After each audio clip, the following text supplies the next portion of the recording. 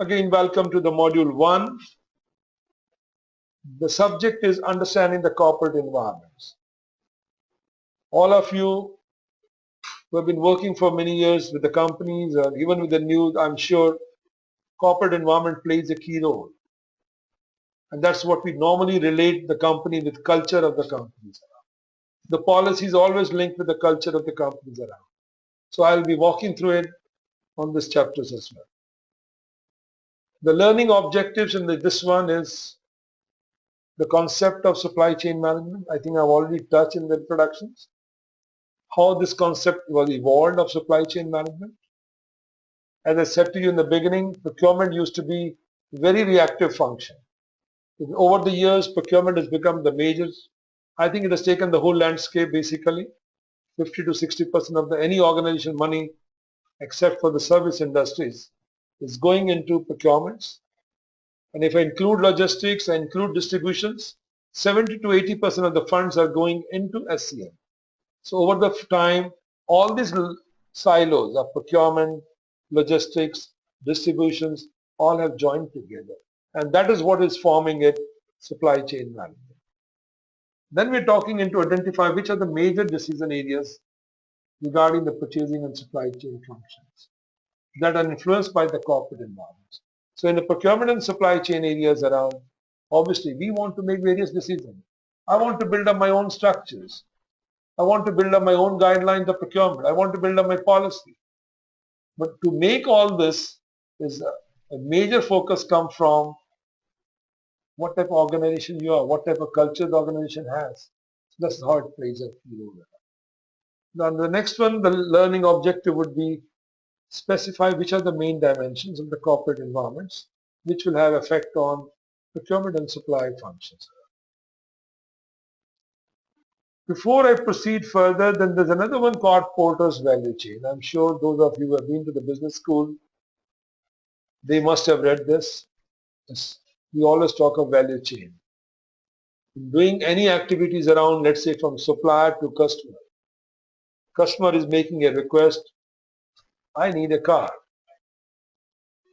Now Maruti has got the order for the car, X model or Y model.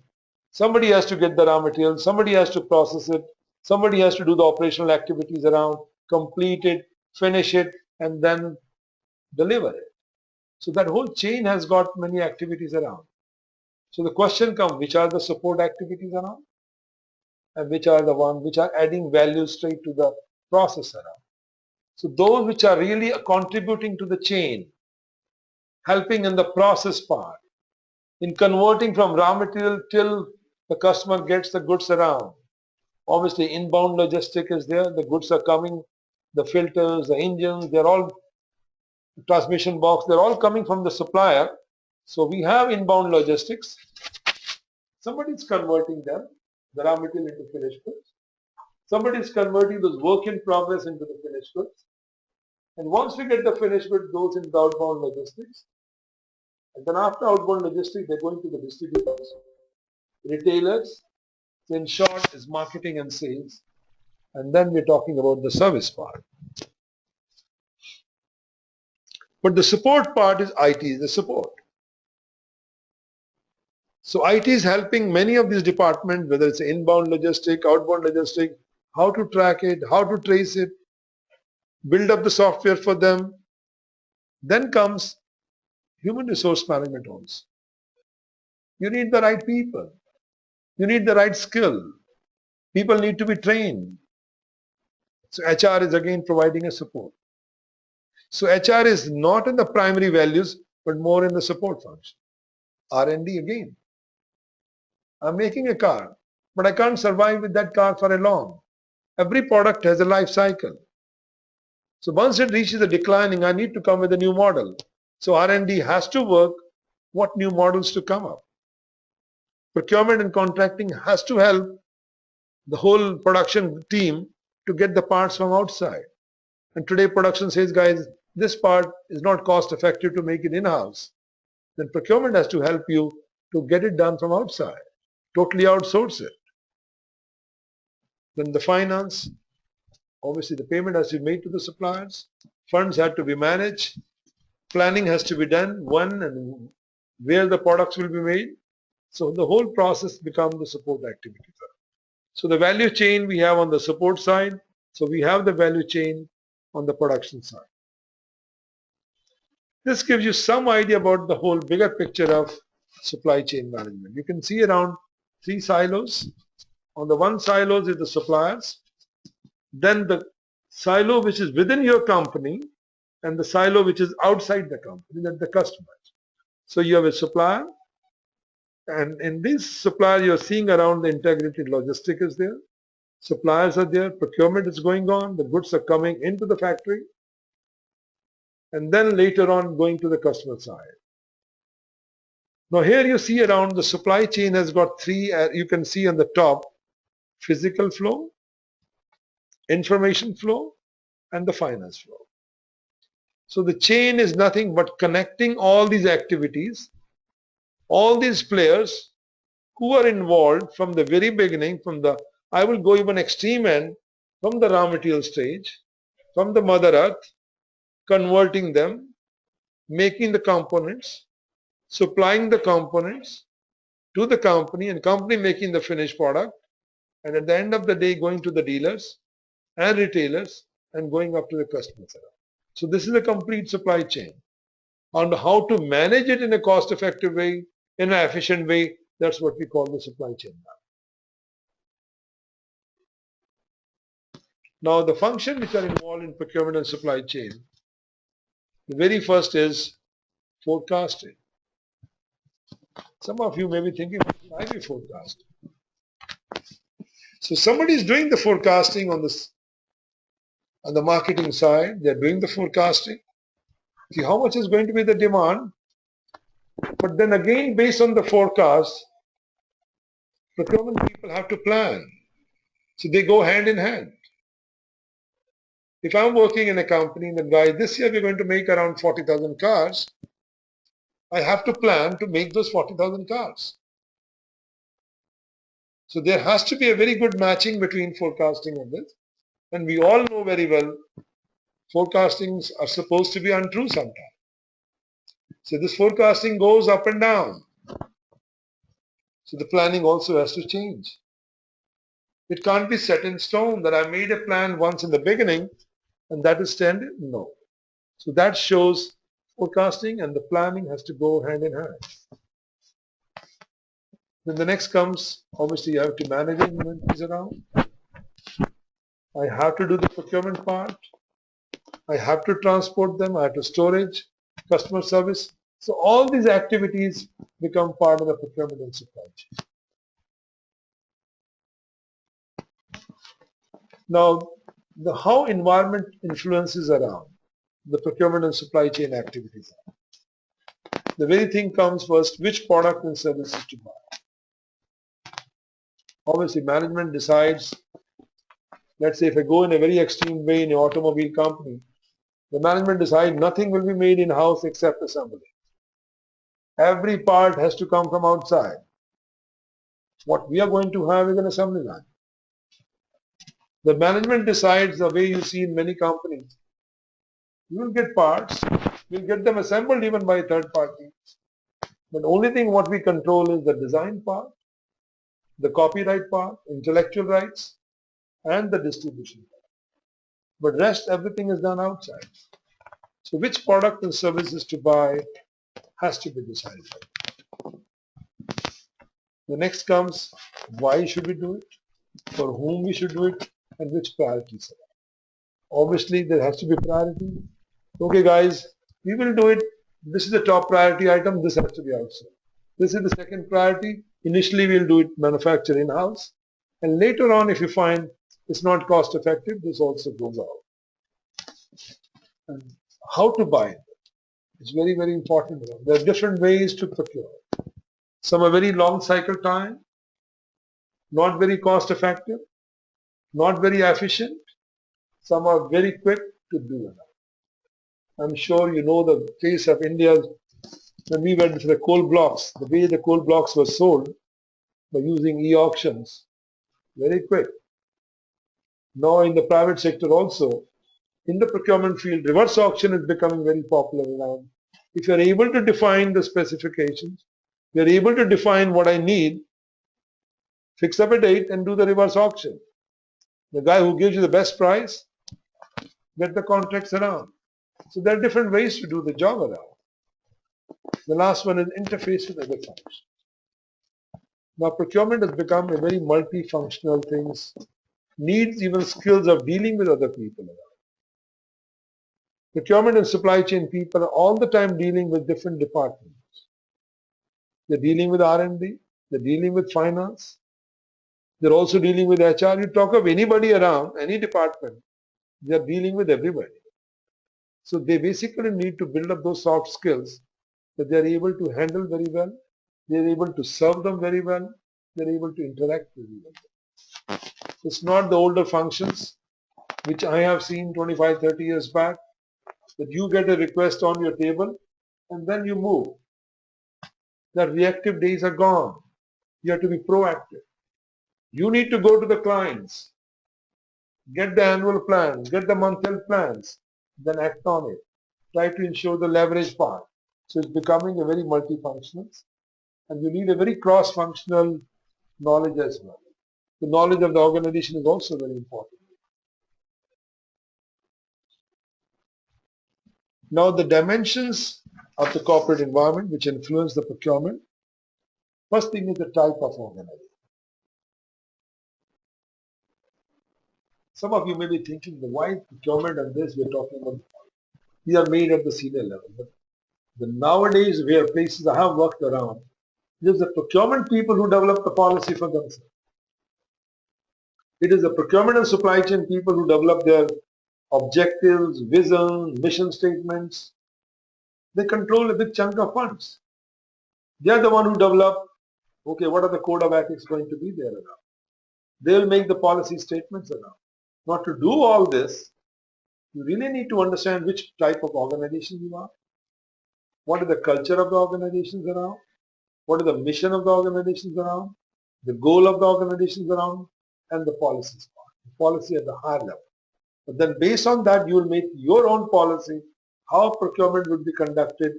If you're the boss, you'll say, guys, this is the way I want procurement to be done. Corporate functions. What are the functions going to be in the corporate function? What are the processes? What are the structures? And then we have the corporate strategy. So these things are affecting, deciding the objectives, what you see in the center circle. So these are the ones which makes a big difference.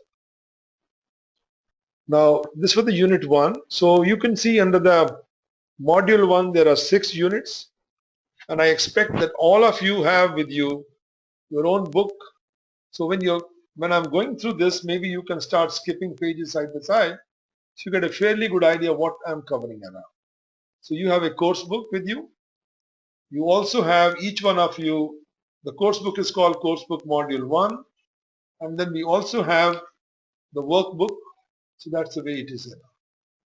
So the workbook is the one where you will practice after you've gone through it. So unit 2, unit 3, unit 4, unit 5, unit 6. So module 1 has got 6 units, or you may call 6 chapters around. So I've covered the unit 1, now I'm moving it to the unit 2. Which type of organizations? So once I cover unit 2, then I'll move to unit 3. What type of culture your organization has got? I'm sure within your own organization, some of you who have moved many companies, they can easily find Wipro's culture versus another culture. You can always find it. And the next is corporate strategies around procurement and supply function, P&S functions. And lastly is operating part. How do I operate? Should I operate in a centralized way? Should I operate in a decentralized way? Should I operate in a hybrid fashions? So we'll be going through all those things. So this one, my friends, goes to unit 2. You may call chapter 2, which type of organizations. So the learning objective of this one is the implications of procurement and supply when carried out in different type of organizations. Define which implications this has for the procurement and supply functions. Now, broadly, I would say around we have 3 types of organizations. private sectors, public sector. So within public sector, I'm also taking government. So PSUs and the government. And last is NGOs. So NGOs are also big money spent around. So you might be hearing nowadays every time in the news, NGOs are getting a lot of controls. So all the NGOs also have big chunk of funds. Either they get as donations, or you can see even the UN organizations, many other NGOs organizations which are dealing with small various functions around. How they do take care of procurement. Now within procurement we have SMEs. Small and medium enterprises. SME plays a key role. If you look around any companies, they depend on a lot on SMEs. Whether SME in India or SME abroad, but SME plays a key role in the area of creating jobs. SME plays a lot of good role in terms of creating the GDP also. So employment wise, they are much bigger employer. Even in India, if I divide around, we get three areas of GDP. One is agriculture, so which is around 18 to 19%. Then we talked about services. Services in India also is 56 to 57%. And the last is manufacturing, which is 25 to 20%. So you can imagine service is the major chunk. But in again services, there are a lot of SMEs. So if I go into manufacturing, again a lot of SMEs. The number of jobs which are being held are quite a lot with SMEs. So private advantages of SMEs are, as you know, all the small enterprises, they're run by one or two people. Quick reactions, they can decide very fast. Overhead costs are very negligible. Close supervision and control is there. Reduced taxes and special credit sometimes the government tries to provide. Now the disadvantage with SMEs is they depend on one or two leaders. If leader doesn't know where the world is moving, the company can come to an end. So the leaders are very important about who are the one who are running it. The next come vulnerable due to limited product. Most of the small people companies, they're very limited range around. So that could be vulnerability, you could call it around. Their difficulty if they want to grow, their difficulty to raise the capital around, and sometimes they lack the skilled staff and information system. So on the IT side, all SMEs, I would say to a lot extent, are on the poor side. Now if you look around the private enterprises, constraints of P&S, procurement and supply in SMEs, so no IT exports around, working capital is very limited, no specialized staff around, not well developed. So procurement and supply chain activity in smaller organizations is not really well organized. Now we talk about again private multinationals. So there are MNCs. So within private you got a local large scale company, then you got MNCs, and then you got SMEs. So SMEs I have covered you the advantages and disadvantages. Now we talk about the multinationals. So MNCs also have got their own advantages and disadvantages. First thing is the brand. I mean, they are well known. Everybody knows them. So they are well known. They have access to finance. The money is not a problem with MNCs. Staff is very well qualified. They're able to attract the best people. Information system is state of art and more diversified, and synergies are there around. So they are in different fields. If one activity doesn't work, they can tap on another. So this is the way they work on.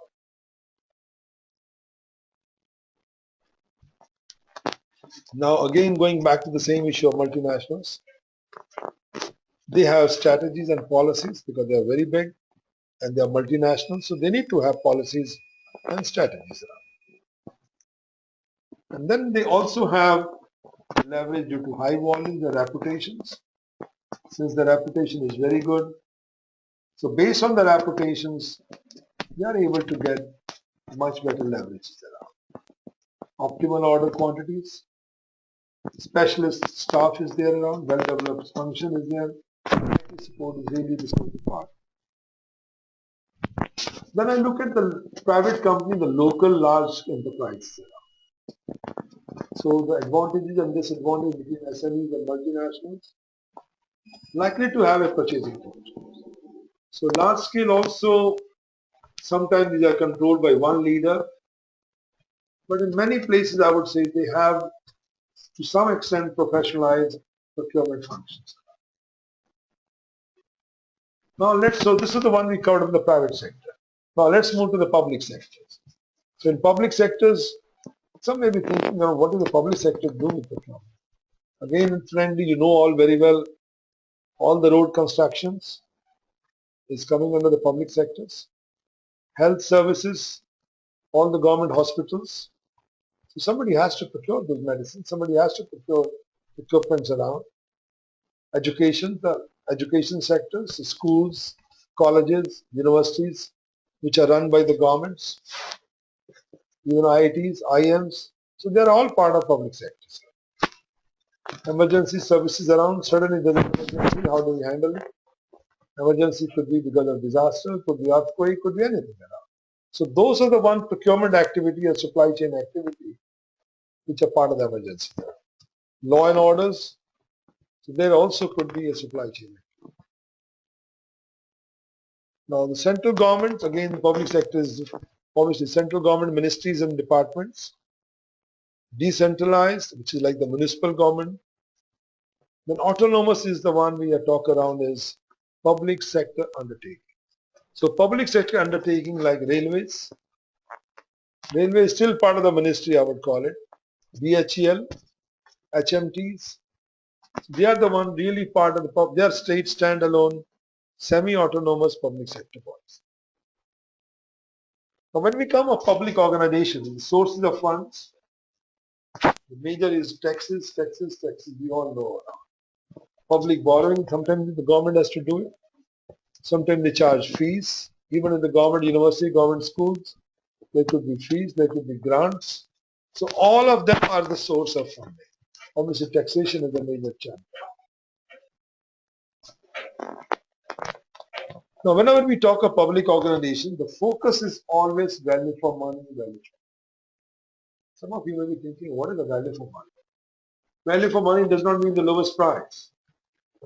Value for money means the item which I bought, the total cost of ownership over a period of let's say 1 year or 2 years over the guarantee period is the lowest.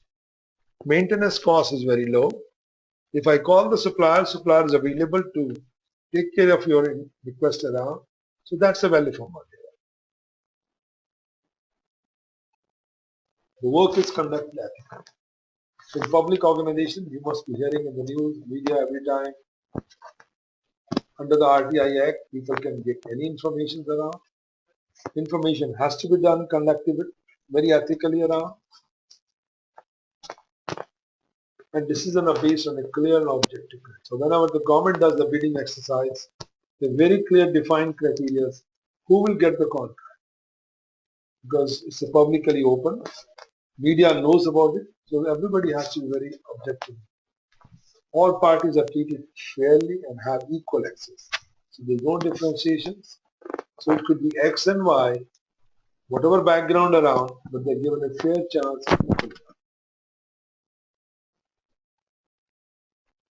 Okay, guys, I'll just skip this because we have already touched it. Now introducing competitions, competition. Since we talked about the ethical part, we talked about the fair competition.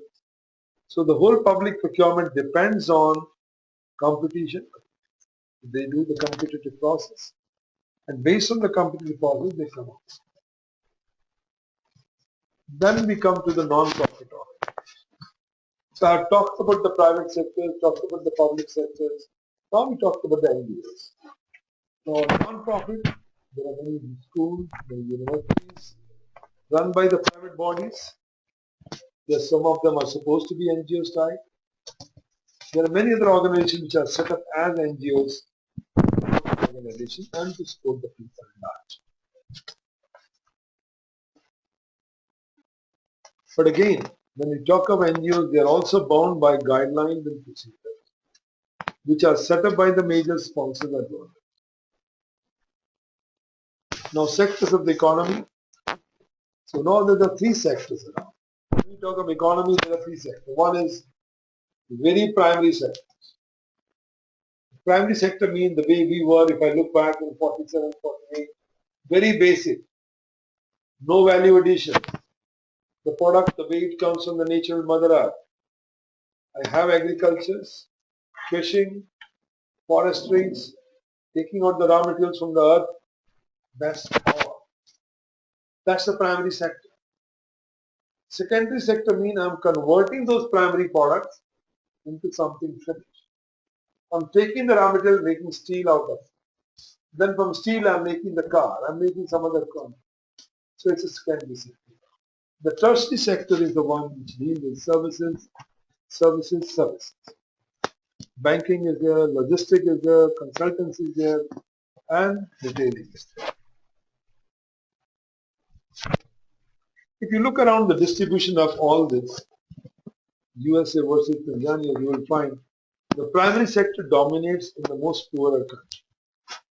The more you become richer, the more you get advanced. So service become the tertiary sector is the bigger chunk. Primary has become a smaller part. Now, when we talk of the different sectors around, now in the primary sectors, I'm buying maintenance, repair and operations items, large size of certain plants and machinery. Suppose if I'm dealing with a coal plants, Coal India Limited. Now in a Coal India Limited, I basically need the large size plants to dig out the earth, to take the coal out. I need the machinery and the plant. I need highly specialized people. I need a lot of operational supplies around to shift the item and move the item. And we also need MROs to run those machines and equipment. Now we come to the secondary sector. Now when we talk of secondary sectors, study of supply of component and materials to the production line. So here we're talking the production line. I'm in the production line of air conditioners. I'm in the assembly line of, let's say, refrigerators.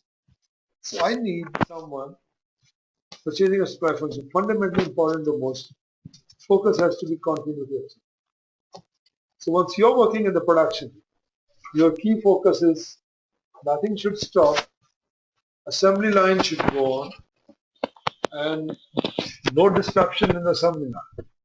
That's what focus is on this kind. Tertiary section is services, which are importers, wholesalers, banking, logistics, anything you call it. Now, ultimate objective of all this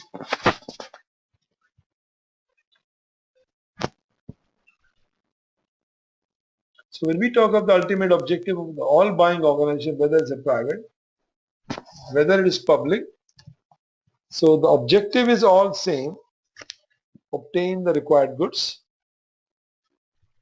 delivered on time, and the right quantity, right place, and a cost. So whether I'm in NGOs, whether I'm working with the public sectors, the private sectors, there is certainly a need to ensure that you get the goods at the right quantity around, right price, right place, all this. Okay guys, so this gives you under the different private public features. So what are the features and how they form? Okay, so maybe I can skip this. The bottom line is you can see in these two columns, the very first is the feature, then public, NGO, this one. In a private, the focus is different. The focus is to get the cost effective and efficient. In public, the focus is a lot about compliance. The focus is a lot about ensuring that you follow the guideline spelled out in the procedures. So you are very much focusing on, centered on compliance issues. Again, in the NGOs, because the donors are giving money to you, you need to follow the guidelines of the NGOs. So now we are under the Unit 3. Okay, now Unit 3. So Unit 3 you could call again Chapter 3. We're talking about culture, we're talking about goals and policies. Now, so the objective would be to describe the factors. Which are the factors which determine the culture of the organization? Identify which type of corporate culture you exist in. I mean, whichever organization you are, what is the corporate culture is? Does it have an impact on the developing your missions, goals, everything around? The benefits of having a corporate missions and the purpose of the corporate policy. So before you develop the corporate policy, you need to understand the culture, the impact of rules, everything. So the corporate culture is, and what is corporate culture and what determines? This is Now the corporate culture is nothing but it covers the values, the belief, the norms of behavior, subconscious level. I mean, this is the on the front, the conscious level, but then there's a subconscious level also, something behind it. But these have got, the culture has an impact on the corporate goal and policy, corporate and functional strength around, organization structures, internal and external channel communications, control system, the reward system, the working hours, the type of dress you can wear around. You must have seen in some company the dress culture code is very casual, while since I come from the UN, the dress code has to be very formal. So again, there's a dress code in each organization around. So that's what it talks about also. Social relation, how you deal with the people around.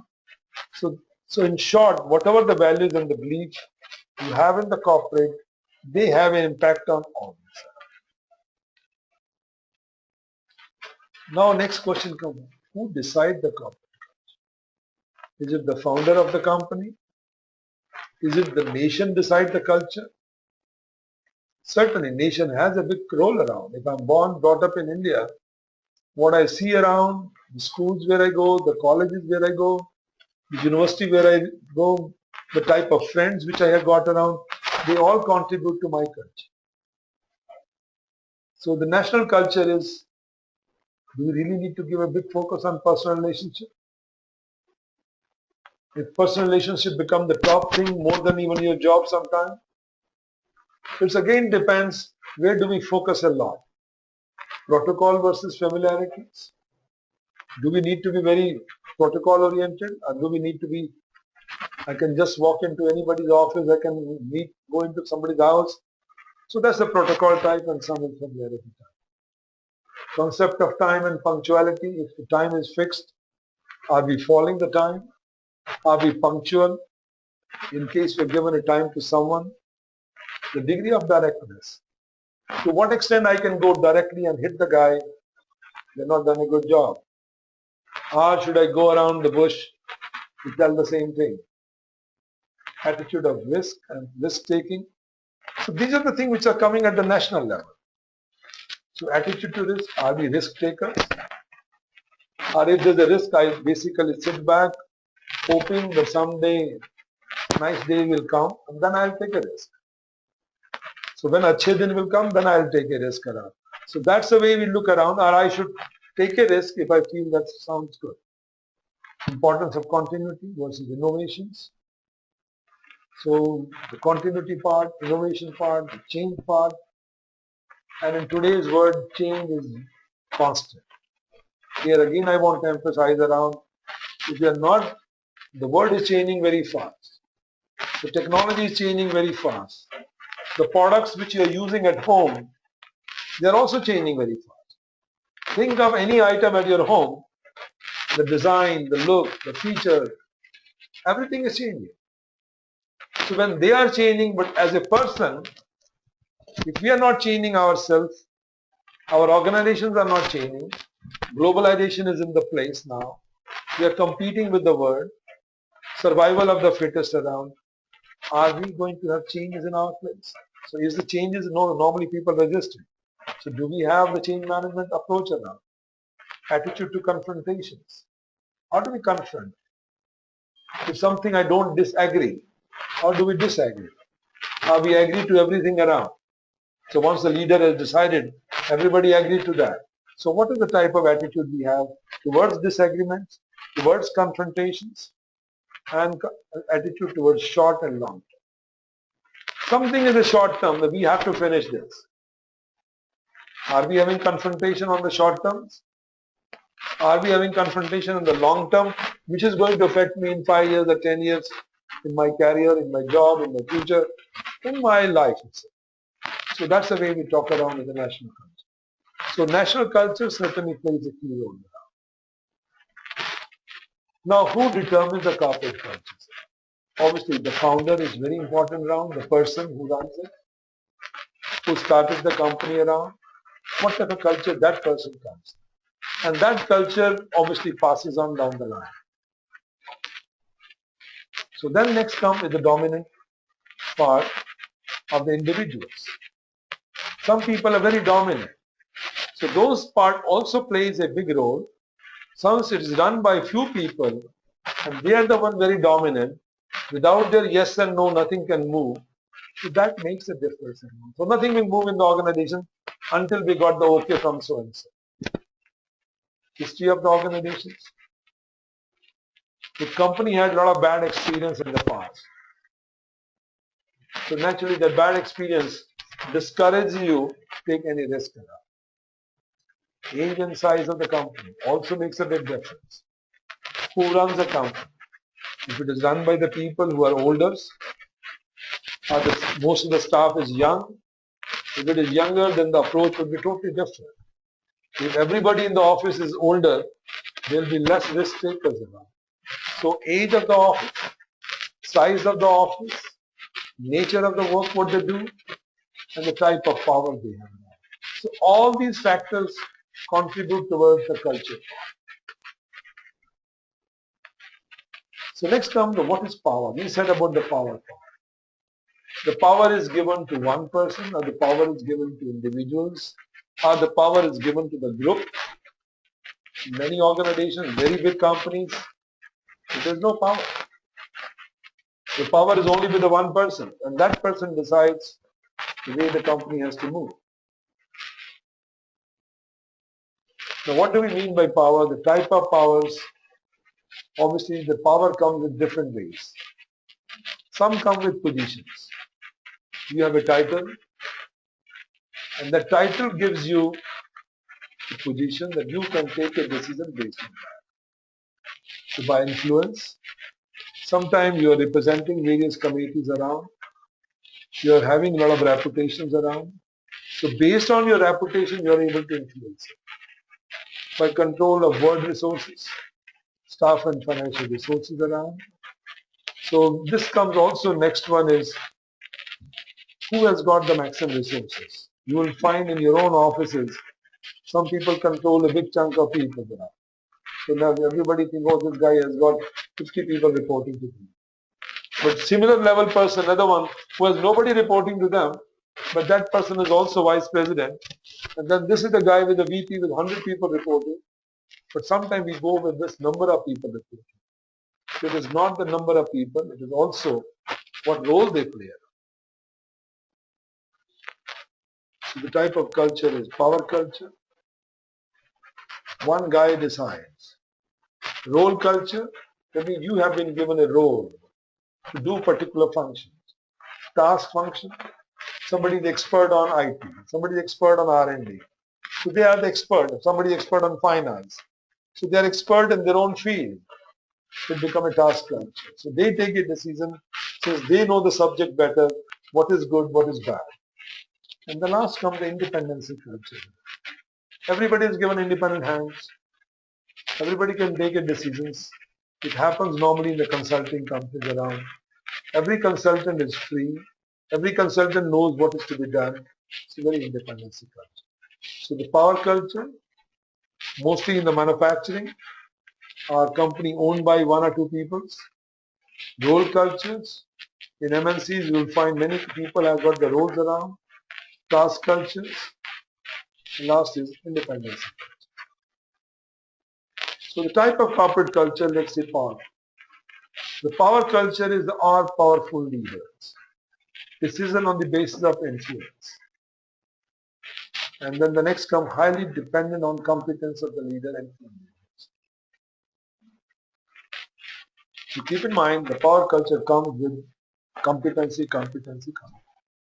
So whatever you do, whatever area you are involved, one needs to have the competency to grab the power culture. And power culture, the good thing is it's quick to react. If they like something, they hammer on, they say guys, go ahead.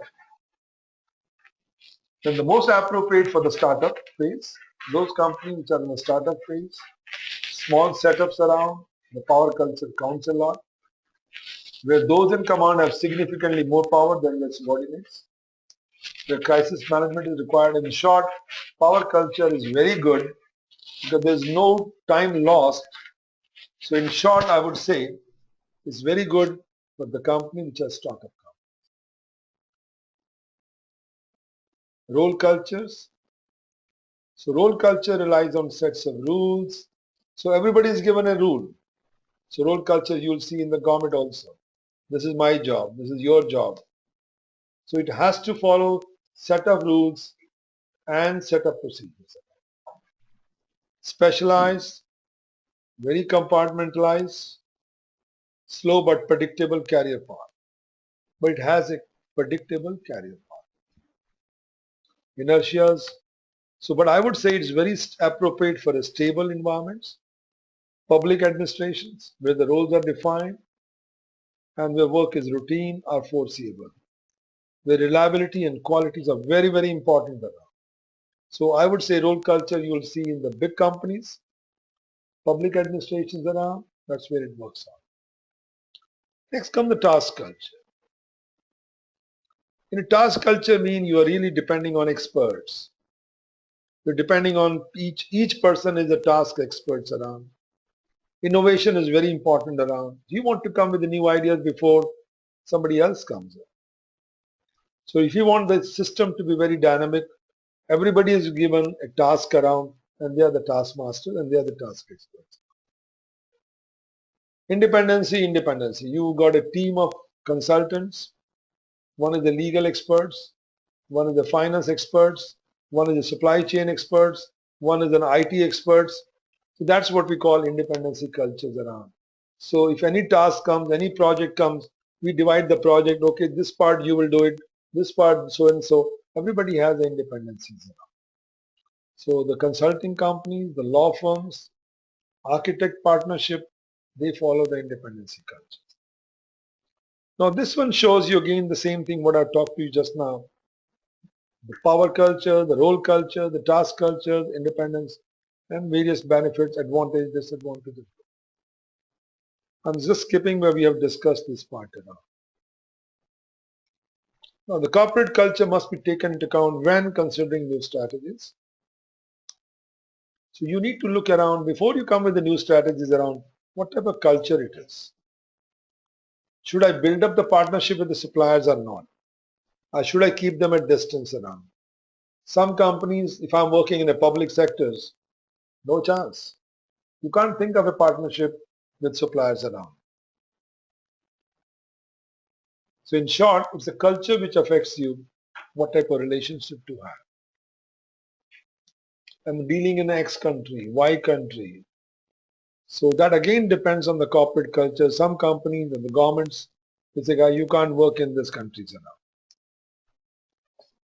So recruiting is also, when they're recruiting the people, let's say if I'm working in MNCs, my focus is I want to have people from different backgrounds. I come from the UN 25 years. So our focus used to be gender balance, nationality balance. If in my department there are 35 people, I would like to have okay the gender balance, the nationality also, not nationality per country. How many from Asia? How many from Africa? How many from Latin America? How many from Europe? So we like to keep that culture so that we are having a different background of people around, not all people from one backgrounds around. So then the whole culture could get twisted. So influencing corporate cultures. Many factors cannot be controlled, but desirable aspects can be reinforced through deliberate. Okay. Okay, I know I'm seeing there are few people who raised the question. So what I can see is, Rofia, you raised a question. Let me finish this chapter around and then I come back to the questions. Now, some of the aspects of culture which cannot be changed and should be respected by management. Attempts to force an incompatible new culture into an organization normally fail. So if you feel that you have one set of culture and you want to change it overnight, you could get into troubles. So the culture is very important around. I think those companies which are working on a global basis, they need to have a global type cultures around. So that's the way to work on. Now, once I know the culture, I know the type of organization I'm working. Now I'm in a procurement and supply function. I need to develop my vision, my office. I'm the chief of it. I know the organization has its own vision. Organization has got its own mission. But again, each one of you need to have your own mission and vision. So I develop my vision, which is the long term, which I want to be in 5 years. Then I want to build up my mission based on that. I want to build up my goals based on that, strategy based on that, then the policy. So that's the hierarchy of the things around. And these should be published. Because I'm used to those organizations where you go to any department, every department has got its own vision and mission. So you really know what are these people trying to accomplish. The company as a whole has got vision and mission, but you as a department, whether in HR, whether in supply chain, do you have your vision and mission? Because that should be driving your strategies and policies. So this gives you again same thing which I've covered already. Now here are the few examples I'll say. Vision is again at the national company level. Vision could be that you want to be the leading manufacturers of hand tool in the country or the world over. The mission could be again of a department of the company to develop, provide widest range of hand tools. Goal is I want to do $10 million turnover. I want to do $20 million turnover in 20 years. And to achieve the goal, you have a strategy. And to help in strategy that there's a consistency, you need to develop your policies. The policy could be on the waste management, the policy could be on procurement processes, the policy could be on environment management, the policies could be anything like that. So if you can see here around, we have the corporate level mission goals policy. Then each operating unit has got also their own mission goals and policy. So you need to keep in mind, everybody should have this. The mission statements, I think I've given you the examples already around. What you need to ask the question is, what business are we? What is our business? I think this is the biggest question mark I've seen around. What is our business around? So every time we change our path, depending on where we find the vacuum. So what is our business? And then why we are here? What do we aspire? What do we want to be? So those questions should be answered by the mission statement.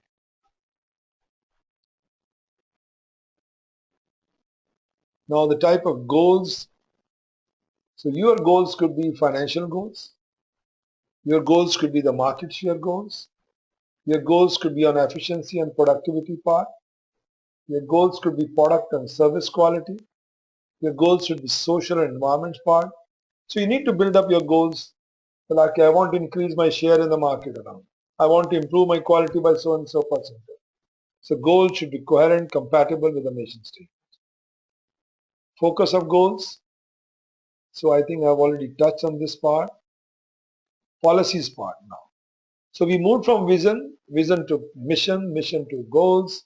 Now we're coming up to, from goals we make object strategies and then the policy. Now the policies are the one, social responsibility policy, environmental protection policies, ethics policies around, employee welfare policies around, non-discriminations around. So those are the policy which I try to build up so everything goes uniformly around. So it is not depending on the whims and fancy of one person. It is based on the policy the company runs. So environmental policy, as you know, is energy conservation, minimizing waste, recycling, minimizing dependence. Actually, we used to have a lot of targets on this. Okay, how much water we are using this year? How much we are going to cut down next year? The footprints of water wastage, also we used to have a targets around. Energy wise also, we are consuming this year so much, next year's not cutting down the productions, not cutting down the our outputs, we are cutting down the energy requirement also. So this is where the whole focus was, how to cut down our carbon footprints in this way. Ethics policies, conflict of interest, the bribe, the gift and hospitalities. Should we accept the gifts around? Should we accept hospitalities or not? What information can be passed on? So if everybody is allowed to do in their own way, and every person has come with a different cultural backgrounds, so for one person this may be right, for other person this may not be right. So one needs to come up with the corporate policies on all this to ensure consistencies. Employee welfare part, yes. And the last is the conclusion part, understanding the culture part. So this is, I think, we touched a major part of it. Like it, there will be inconsistency. So to ensure consistency, there has to be policy. Now, friends, we come back to the unit 4, which you could call chapter 4, is all about the corporate strategy. How do I build the strategy? You made a goal. I will cut down the procurement cost by 20%. X volume, and I was doing transaction, my per PO cost was so much, my total cost was so much. I want to cut down. Fine. But to achieve this, what is the strategy going to be there? I want to improve my qualities. I want to improve my SLAs to the people around the customer with whom I deal. So what is the approach around that? What strategy is going to be there? Strategy will also include your structuring part. Strategy will also include what type of training you need to build up to the people around. Strategy will also include what type of skill sets are missing. Nowadays, the concept is every staff goes through competency tests. I'm sure many of you must have gone through many psychometric tests, and these are becoming very popular. You even heard about after the big mishap happened with the airlines or the German airlines, they were asking every pilot to go through the test. So Government of India is also doing around the psychometric test. In the private sector, I have gone through it many times. When I used to work with Carrier Corporation in the US, I went through those tests around. The leadership test, this test. Even in the UN, we used to go through those tests around, basically to assess your competency into those, to assess which are the gaps, what are your strengths, because everybody is not designed for everything. So same way for the supply chain, everybody can't be a supply chain leader. So then people have to go through the competency test. They have to identify what are the gaps, which gaps can be bridged up, how can we bridge up, and that's what is part of the strategy as well. So under this chapter, my friends, what we will be learning is define the corporate strategy. What is corporate strategy? And explain how it is developed. So once I know what is strategy to achieve my goal, then the next question comes, how do I develop it? So what are the activities involved to develop this strategy? The next one is to contribute to the process of developing and reviewing the corporate strategies. And lastly would be what we'll be covering is the main implication. So you build up the corporate strategy at the higher level. So what are the implications of those on your procurement and supply? In many organizations, I find that the corporate strategies is covered up with a major focus on sales, marketing, but hardly any focus on procurement and supply. But you have to be getting proactive, guys. Okay, the organization is focusing a lot on marketing side. What does it mean for me? What are the new products going to come around? What are the new services going to come around? How can I contribute into this? So you have to also interpret in your ways. So the corporate strategy means which product and services we like to stay. The market is changing. The competition is changing. Today, what is your niche area may not be niche area. Somebody else has come into that. So there is no monopoly product around today, hardly anything. So you need to define which are your products and services, where you are very good. If you are weak, do you think there's an opportunity to grow into that? Then you need to identify those. Which markets? Those companies which are global companies, they have to work it out. Which market I try to go in? Should I stay only within India? And within India also, which segments around? Should I go abroad? Should I go to East Europe? Should I go to West Europe? Should I go to Japan? Should I go to Latin America or US? Where is going to be focus around? Again, within the market, there are vertical segments also. Should I stay with automobile? Should I stay with banking? Which sector you want to work on? The next come, what conditions to offer? So whenever I do the contracting part, what are going to be my conditions?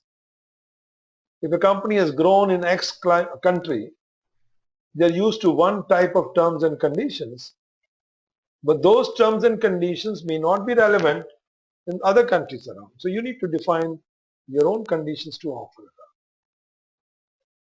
Next is, how do we operate cost effectively? That's very, very bottom line. If we are not cost effective, we might be thinking we are smarter than others. Now, how to become cost effective? Obviously, technology plays a key role in that around.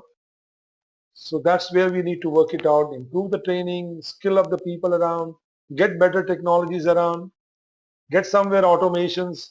So at the end of the day, we have to be cost effective. It's not the number of steps what we have taken up. At the end, how much it is costing me to deliver the products. How to enter and develop the markets around. This is when we talked about the cost effectiveness. We have the benchmarks. You know, we have a research center, ISM headquarters in USA, which is called CAP. Many companies in India also using that as a member of that. They try to get the benchmarks. Okay, I want to compare my activities with the world in the similar line. How are they performing? In terms of the cost per purchase order, in terms of the delivery, in terms of many aspects around. So those comparisons are available through CAP. So that's the research group of ISM, Institute for Supply Management USA.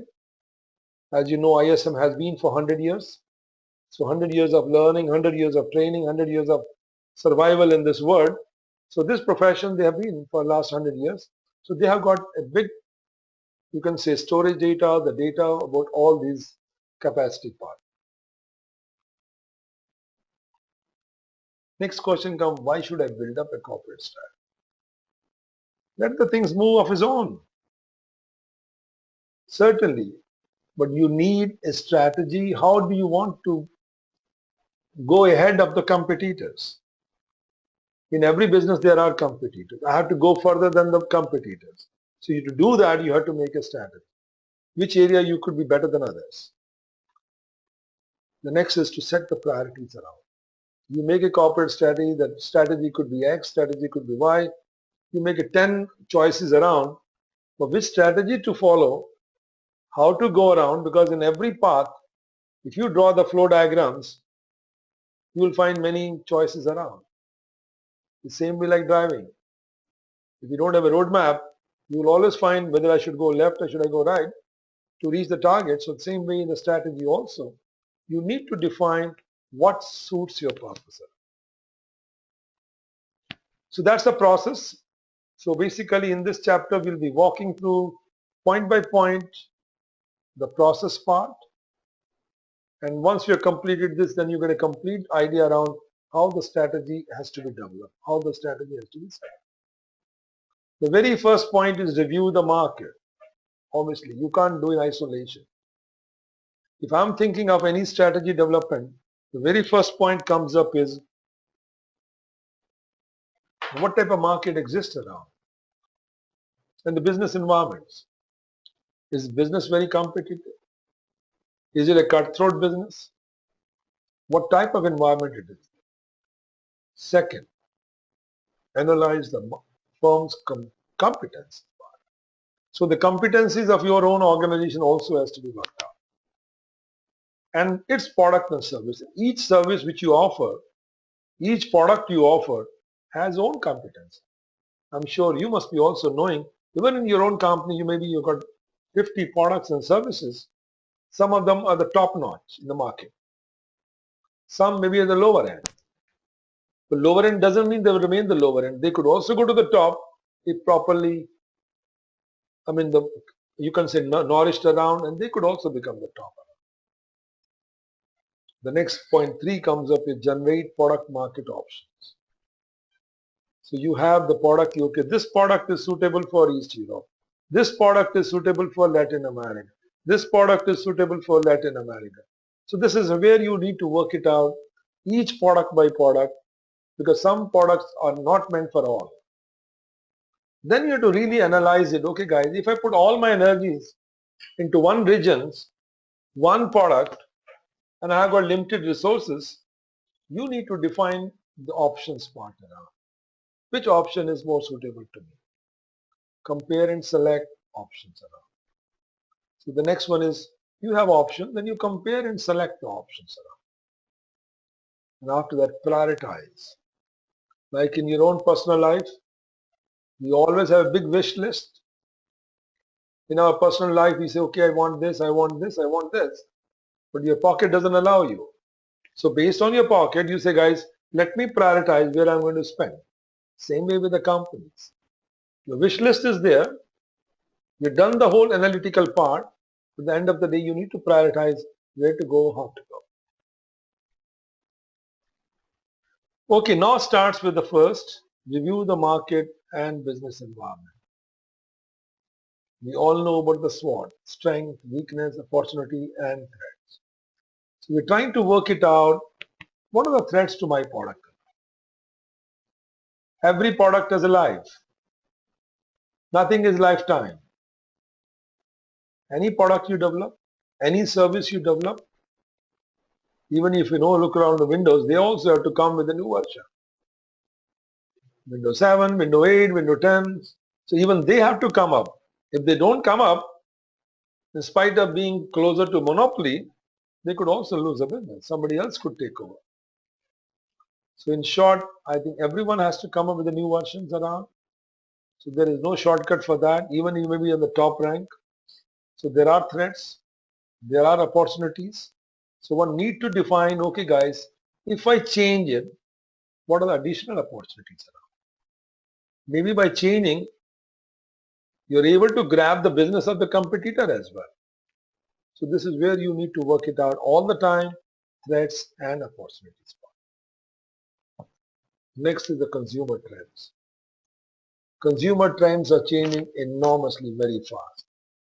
If you ask somebody what was last year's is a preference, this year is different preference around. Just over a year, the things have changed. I'm reminded of this guy, Einstein. He was setting up papers. Some student asked him, what are the questions are going to be this year? He said, questions will be same what was there last year's, but answers would be different. And same thing I noted around, because we do on an annual basis the survey of the whole market. What are the trends? What are the mega trends? What are the game-changing trends? We do on a yearly basis around in the field of procurement and supply chain. We find the answers, the questions are same which I sent last to last year's, but the answers which are coming around are different. So what we are saying around is the trends are changing around, approach is changing around. To do X thing, the approach is different, which was different last year's. So this is where the whole consumer trends are changing. Market growth potential is there or not. So one has to check. It was a wonderful potential last year's, but over the years, people have seen the bad experience. The potential may be less now. Level of competitions. How is the competition in the market around? Level of market opportunities around. Do we have sufficient opportunities, including risk, if I get into this? So one should always go with not only opportunity, with the threats and risk as well. So one need to do a complete holistic study on this before we move further. So this is the things what we talked about: opportunities and threats, consumer preferences. So globalization is affecting a lot on all these parameters. So we have to make intelligent use of information available. Information has no meaning until we are really able to squeeze out of the information, out of the data, the knowledge part of it. The data which we are collecting around is just, to me, a garbage until we squeeze out of it what is the intelligence behind it, what is the knowledge behind it. So once we get the knowledge, then we are able to do something better on it. So this is the one I've been talking since morning many times. Every product has a life cycle, like a human being. Every new product, every new service, there's a launch period, but after the launch, it grows very fast if it is accepted by the society, accepted by the market. The growth is there, but once it reaches the maturity level, then either you come with a new product as a replacement. If you're not coming with a new product, it starts declining. Maybe in the meantime, your competitor has come up with a better product and service with better features around. So every product, I think in some product and services, you will find the life is hardly 6 months. You know very well, all of you, the mobile phones. Whatever is available today, within 6 months, the new model comes up. So the life of a one mobile phone, I mean, you can go on using till it works, but the life is only 6 months. Same with PCs, same with everything around electronics. So the technology is moving very, very fast. I think then we have to keep in mind for services and goods. Look at the app side. So many applications are coming around.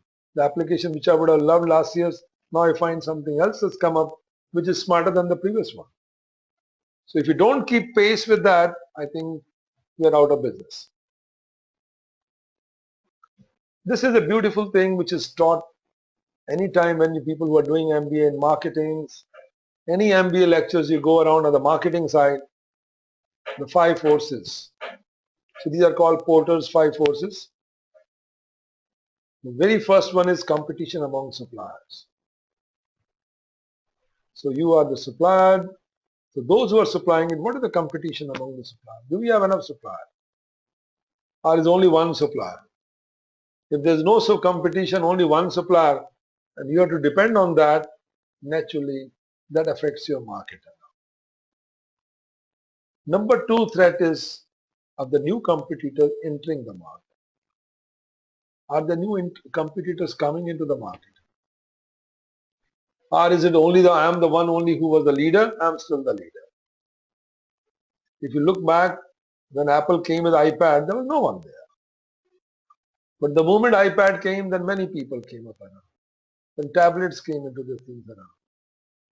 Then iPhone also, they were the first ones. I mean, mobile phones were there, but iPhone concept was new. But then many have come up with the same features around. The threat of new competitors entering the market. You can imagine that's why they have to move from iPhone 4, 5, 6.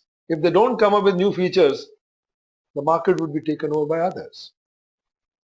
Look at the watch. They're coming with iWatch now. So iWatch is the one which may destroy most of the mechanical industries, the type of watches we are used to. So if that becomes a popular, so you can imagine how the trend will change. The next comes on the third side is the new substitute products around. This is very, very important around. This is the way I was telling you. You may be thinking I'm making it, nobody else is competing. They're like, I watch around. And the whole watch industry in Switzerland, they may be thinking we are the one major leader. But suddenly one comes up with iWatch, get it made somewhere else, parts from somewhere else, sells you at a cheapest price, gives you the best features, gives you the linkage of your watch with your mobile phone, gives your watch linkage with all other things with the Internet of Things around. So if we are getting into that type of world with IoT concepts around, your watch also becomes the link with IoT. So in that process is substituting with the better features around. Kill one industry and come up with a new industry. So new substitute are very, very crucial. Then come the competition among suppliers of inputs. So the people who are giving the inputs to you to make something, is there a competition? Or there's only one. If I remember back, 30 years back when we were looking at steel, there were only two companies. Either I go to Hindustan Steel or I go to Tata Steel. And if I'm not having a good relationship, I won't get my steel in time. But now we have many choices around where we could look for all that. The last one is the buyer's position in the market around. So we're looking at the buyer's positions. The people who are buying from me, how is their positions around? Are they really serious about it? Do we have enough market for it? So that's where it looks around. So friends, again now move from the first point to the second. Now analyze the firm's competencies and its product and service offers. Core competencies, that's very important. Now you have core products. So what are your core competencies? Some are core in developing particular softwares around. Some they are obviously outsourcing others. So core means what you have in-house. Something which is not in-house, you are giving outsourcing others. Then competitiveness of the product. So your product are competitive or not. That's another issue we look at. So core competency is a critical strength. So that allows you to compete successfully in the marketplace. So they reflect the collective know-how and the capabilities of the enterprise. They're difficult to imitate by the competitors because you are so good. Maybe you are the for starters, but their core competency also changes around. Look at the people who came up with automobile. Ford. So when they came up with the automobile around good old days, they were the first. Later on, Japanese companies came up, Toyotas, Hondas, Nissan. They overtook them in terms of quality, in terms of cost effectiveness, in terms of supply chain. You think of anything around. So the competency which was of the Ford switched over to somebody else as a core competence. So nothing is firm until you keep in pace with all the changes around. So innovations counts a lot in the design side and the development side. So what you call core remains core once you are changing it. I remember the days, when we used to buy the mobile phones, so there was Nokia's, I'm talking of 89, 90s, Nokia, Ericsson's, Siemens, many of them are nowhere now. But others have taken over around. So what was their core competency of Nokia was the mobile, somebody else has taken over the core competencies.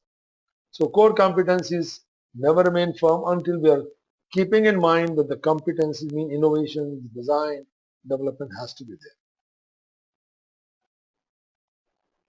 No question comes. Better supply chain management helps the firm to what? It helps you to cut the cost. So it reduces the total cost. And next point is ensure the continuity of production. We say no disruption to the supply chain. So supply chain goes on, no disruptions.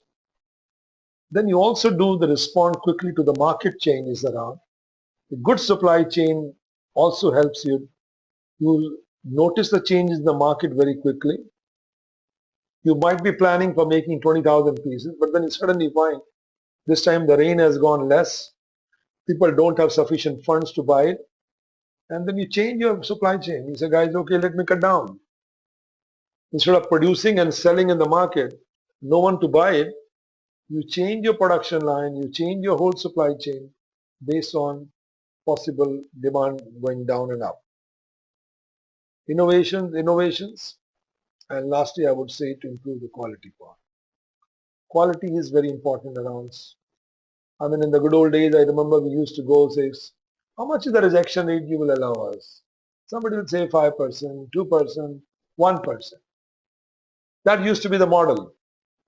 Because everybody took it for granted that when we produce, there are bound to be some rejections. But if you look at the Japanese model, there's a 0.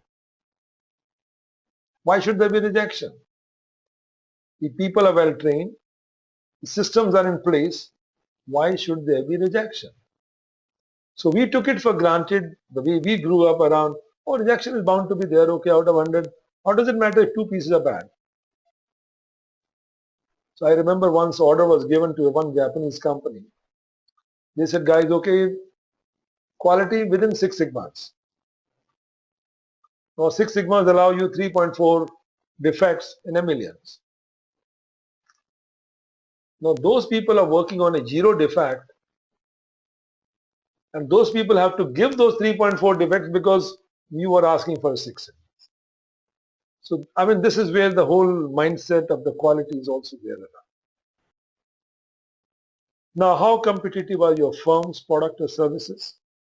The quality part,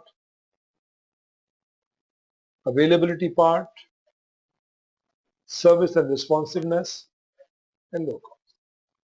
I'm not saying low price, I'm saying low cost. Somebody might be giving a low price to you up front, but over a period, the cost goes up because of maintenance, because of failures, because of downtime.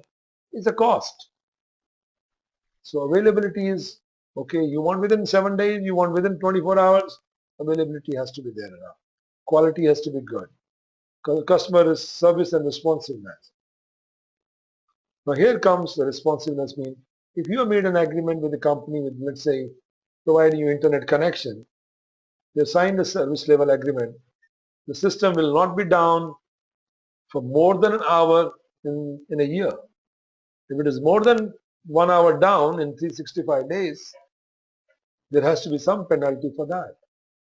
So there has to be customer service and responsiveness. Responsive means you're meeting the SLA's requirements. Next on the question quality part. Quality, when we talk around, is a very good, we normally ask whenever we do the training program, what is quality? Everybody has a different answer. Some will say it meets my requirements. So the requirements could vary from person to person. So that's what we keep in mind, qualities. So quality, is it to excel something? Or is quality to meet your expectations around? So those are the various terms around, but here what we're trying to focus is quality means functionality part, adaptability and flexibility. Durability, is it durable? If I bought something, I want this to be at least, if I bought a fan, it should run for whatever 3 years or 4 years without any problems. But if it is down even after a month, that means this is not durable. Uniqueness. Obviously, whatever you buy, you find this product to look different than my other colleagues around. I want this to look a little more catchy. I mean, that's the way I need. The uniqueness has to be there now. Ease of use. That's very important now. How it is useful, how it's easy, it's friendly. The ease of use is very important around. Environmental friendliness. Whatever I'm buying, I'm not wasting, I'm not creating more carbon footprints. I'm buying a laptop which is cheaper but takes more energy. Is more downtime is more. So the item which are used, the material which is used are not environmental friendly. It's using a lot of heavy metals around. So environmental friendliness is very important. Performance reliability. Can I rely on this performance? I'm organizing a meeting and we are doing a webinar. Suddenly the computer goes down. That means there's a problem with the performance reliability. The image part. Image means feel secure, accepted and admired. So each brand has an image around. So we say, guys, okay, I'm buying this of this brand. You don't mind paying 10% more because of the brand image. The brand image ensures that you will be admired, you'll be accepted. So there is something attached to it. That's how we look at it. Availability part. So we talked about the quality, then availability part. Availability means order quantities. I place order for 40 pieces and I get 40 pieces. Lead time to delivery, if I've asked for 7 days, it comes in 7 days. You must have seen all e-commerce companies. They're competing each other's, not much on the price because the price difference are very less. It's all about the lead time. It's all about the service. Somebody says, I'll give you within 3 hours from the moment you place an order. Somebody says within 2 days, within 3 days. If somebody's delivery is very poor, next time you're not going to use the e-commerce company. So delivery reliability has to be there. Continuity of supply has to be there.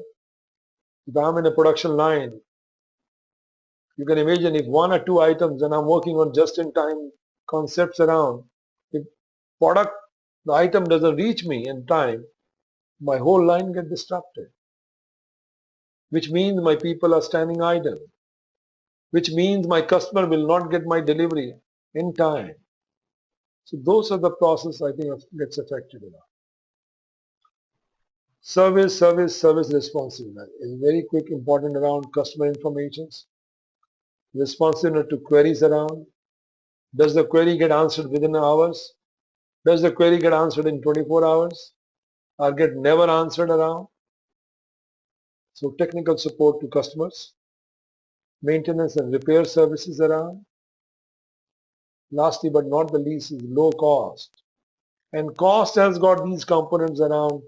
Price is one component, the cost of acquisition is another component. I might be getting a part from X country, which is half the price, but to get the goods from that country to my assembly place may cost you again more than the local one. So that's the cost of acquisition, the total cost of ownership. So ownership means I got the material, but every month the machine is down. I have to got the service technician. It costs me money. So the total cost of ownership is important. So this one we have covered, so 1 and 2. Now the next one comes, generate the product market options. So basic options, market options, method of market entry and expansions. So this is what we're going to touch on this one. Now market segments is done. It's a big market around. Segment A, segment B, segment C, segment D. Now these segmentations could be done geographically, demographically. Segmentation can also be done by consumer lifestyle, consumption habits around, and distribution channel. Geographically, you're all very clear around. Segment A could be East Europe, segment B could be West Europe, segment D could be Japan, segment C could be US. So you could have the segmentation of the market around, and your focus would be different. Each segment has a different culture. So your focus would be totally different depending on that. Next question comes up is, now I want to diversify. Now I'm coming up diversify with the new products or even with my existing products. I might be diversifying to the existing market or I might be diversifying to the new market. So if you look at the lower segments around the quadrant which is calling increasing market share, I have a very good product, existing market. I'm only putting time and money more to advertise more to get increasing market share. Then I'm also going to the existing market with the new product. So I'm trying to develop the product and services. And then also as we got around the new market and the new product, I'm trying to develop the product. But if I'm going existing but with the new market, I'm diversifying. So you have very clear around, one is diversifying the market, one is developing a new product market. So the most tough job, obviously when you're going to the new markets, either with the existing, still relatively easier because you know people have tasted your product and you have something, good success stories to tell about, but your product is totally new market, and then you're trying to go.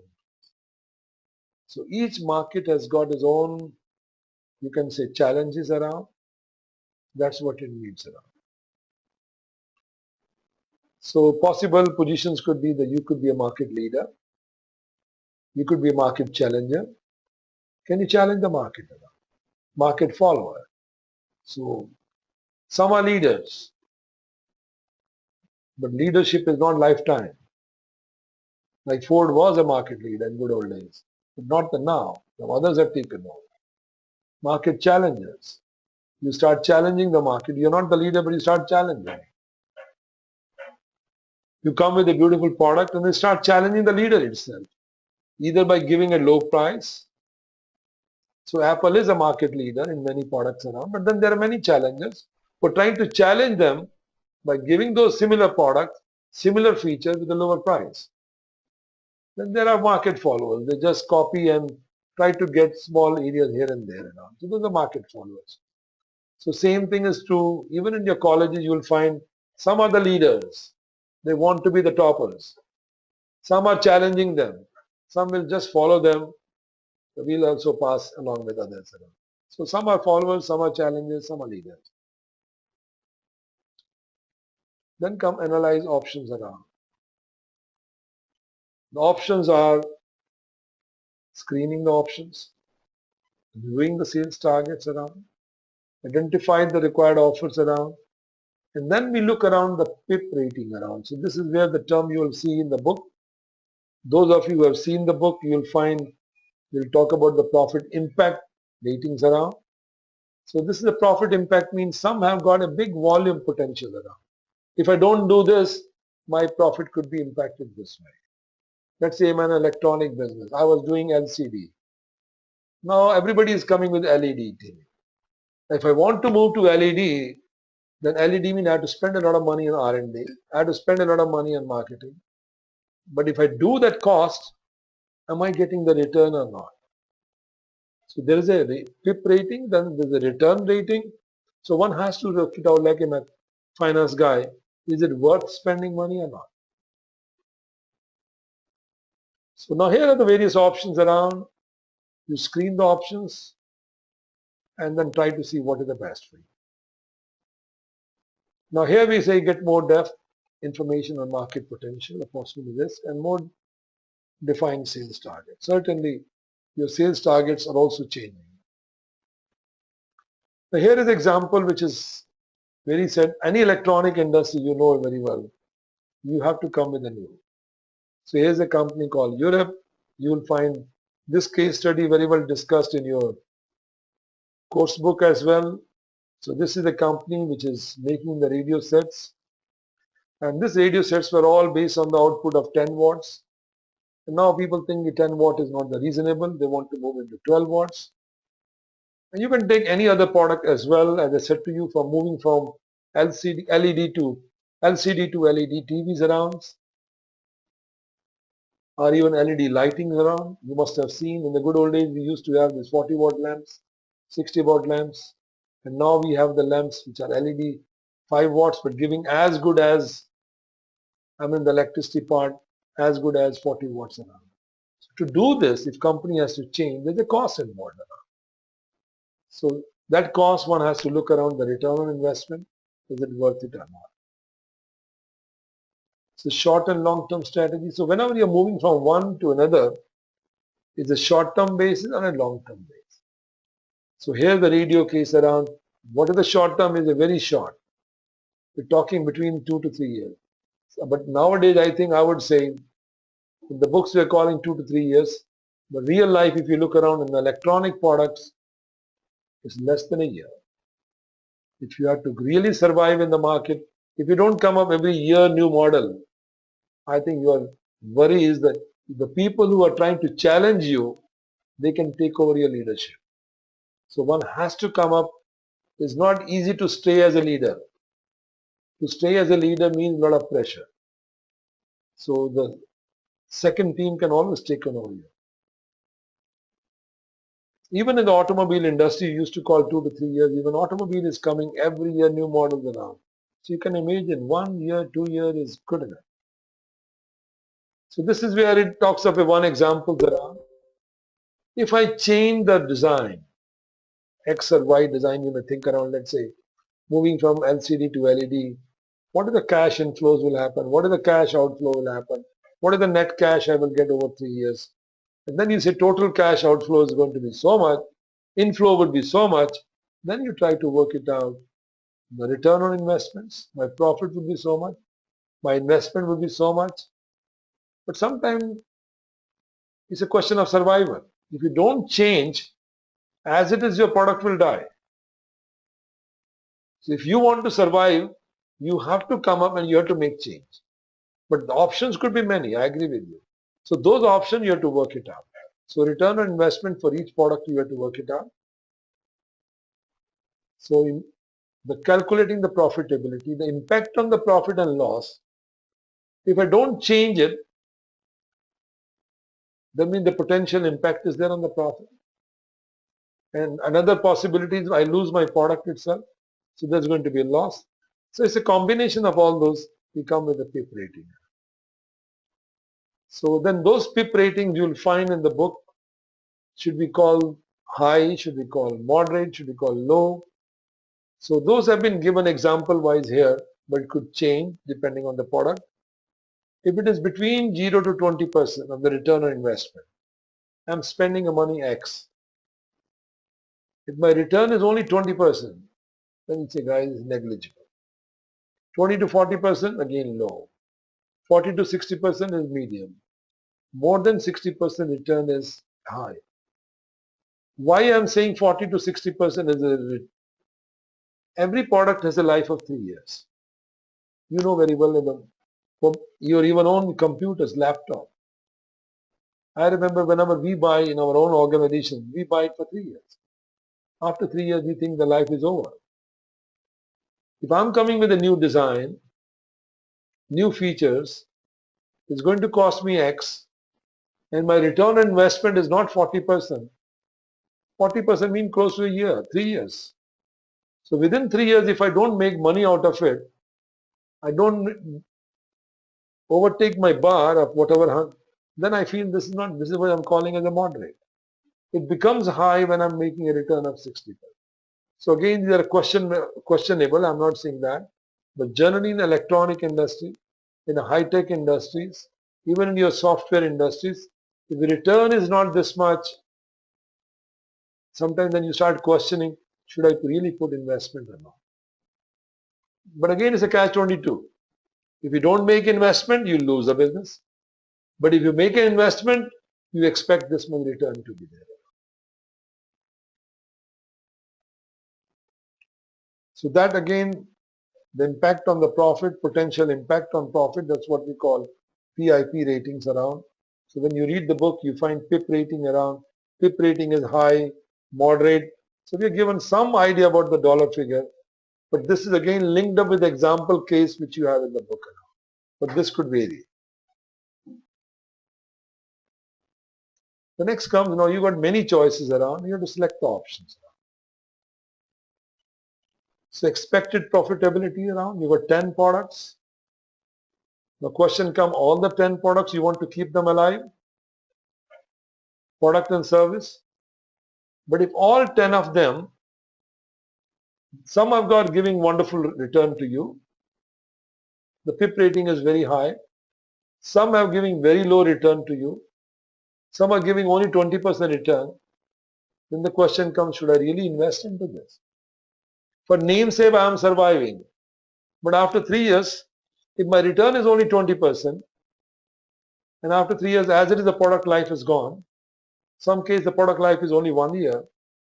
If my return is less than 20, should I really invest into it? So you will have to work it out, all the possible options, then try to see where to achieve it. So making the final selections. So it's a balance between your product market in terms of PIP and profitabilities around, required level of investments, and then you really have to balance it between the cash generator and cash user. Some products are cash generator, some are cash users only. Sometimes you feel these 3 products are giving me the cash generations. These 3 products and services are using the funds, but sometimes these are also essential to keep others surviving. You might have seen even in organizations, every organization there are some office, some products giving a wonderful return. They're more like a cash cows. But some services, some products are losing. But you have to keep on moving them to make the other one survive. So the cash cow has to survive only even if some are losing, you have to keep them in the market. So there are some cash generators, some are cash users. Lastly is the prioritizing it. So you have to decide 1, 2, 3, which one you want to keep, which has got a PIP rating higher. So based on that, you have to see your own pocket also around, how much funds you have, and then based on that. So this goes to prioritizing. This is another thing also comes up. Now you have prioritized. You're going to implement. I'm sure most of you must be knowing about critical path methods. So what is the critical path method? So you have got tons of activities around from one end to another end. So the project, each one of you are dealing with the projects around. So you have many activities around, and some activities are dependent on someone, some are criticals. So you have to find your critical path. As in this example you see around, the path is shown with the bolded line, 2 weeks plus 5 weeks plus 4 weeks plus 5 weeks. So 2 plus 5, 7 plus 4, 11 plus 5, 16 weeks. So within that 16 weeks, which are the other paths around? So all the dependent ones has to be within that. So there's a float available. So if you look at the top path, 3 plus 2 plus 2, that means you have got 3 plus 2, 5 plus 2, 7. And in the horizontal path I have got around. So you really need to round how much float you have. And if I make the upper one as a critical, then I have to change, I have to really improve the path itself. So your arrow shows you the longest route is the one with the critical path. The critical path is the dotted arrow shows you the shorter time routes around. Now comes prioritizing part. Obviously prioritizing is not easy. It depends on the operating cost, depends on the complexities and criticality of the organization. How organization is critical. Critical from many angles around. In decision making also is a criticality. So in some organization taking a decision takes you 6 months and product life cycle is 2 years, you lost your 6 months. So even after making all this, the decisions has to be taken on the spot very quickly around. So implications. The implications are, so whichever product or service you want to sell around. So naturally you want to sell X and Y products. That has an implication on procurement and supply people. Because they are the people who are going to get the outsourcing done. They are the people who are going to buy those goods and services from outside. So they have to be part of it. Whatever decision is made, you have to work with it. Which market to sell? I think we have already talked about it. What conditions to offer? How to enter in developed markets? Also implications part. Should I make centralized approach? Should I follow decentralized approach? All that thing comes around. How to operate cost effectively. So which functions will our firm undertake and which it will outsource around. So some you will have to outsource. You're growing in a big way. So either you have to grow your skill sets also big way. Your number of people also has to grow. And I think the biggest problem which is happening today worldwide is, I will say that the big resource crunch in supply chain field. Difficult to get the right people in the field of supply chain. The market is growing very fast. Look at the e-commerce companies. They're trying to go to the best business school, trying to get top 20%, top 15%, giving them the best offers.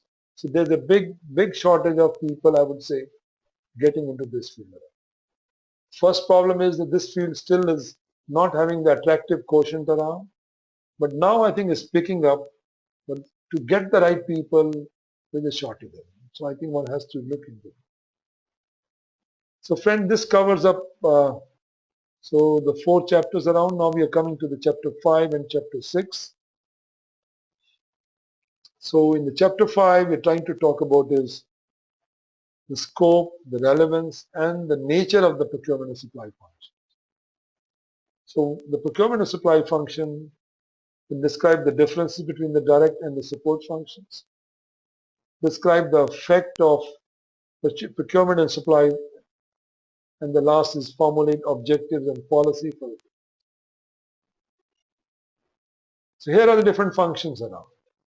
Function A could be procurement, function B could be R&D, function C could be marketing, various functions in there. All these functions are interacting with each other around. So within procurement, you can have these functions around negotiations, preparing the contracts and all this. Now the direct and the support functions. So the direct functions are these. I'm looking from the procurement and supply approach now. Outsourcing, outsourcing, outsourcing. This is becoming a common norms. All big companies are looking for people who can help them, build them up to cut short the cycle time.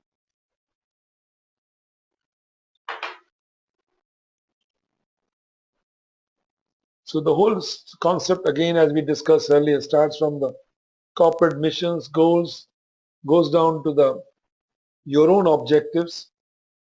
But again, to achieve those objectives, you have constraints. Constraint could be our people. Constraint could be the supply talent around.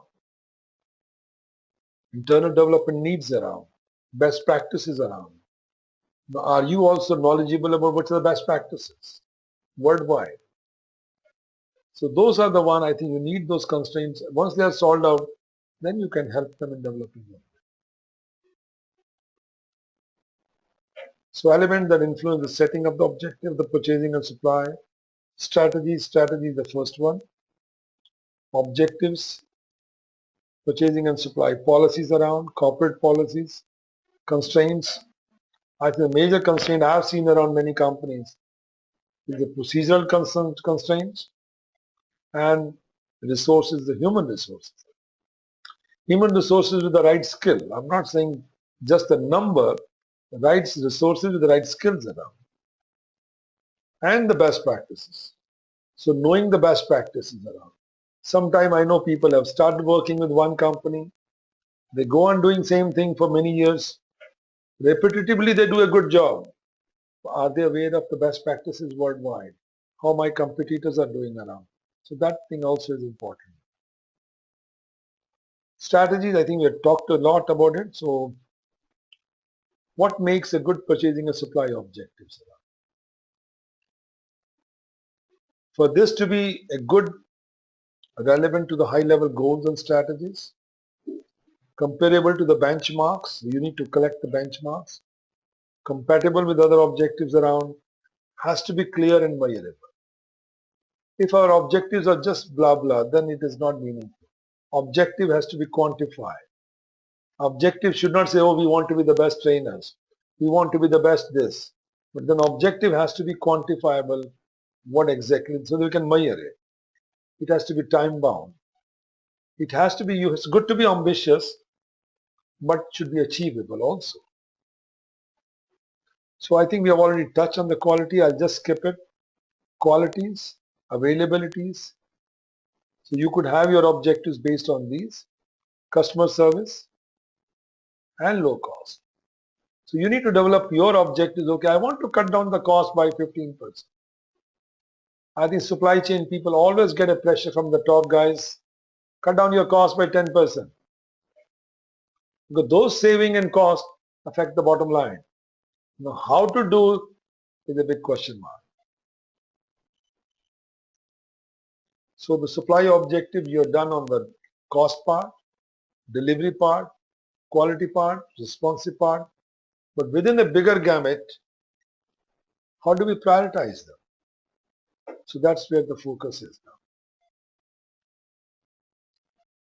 So the prioritizing would be again depend on the PIP rating. The greater the PIP rating, the more important it will be for your company to achieve the features, the conditions.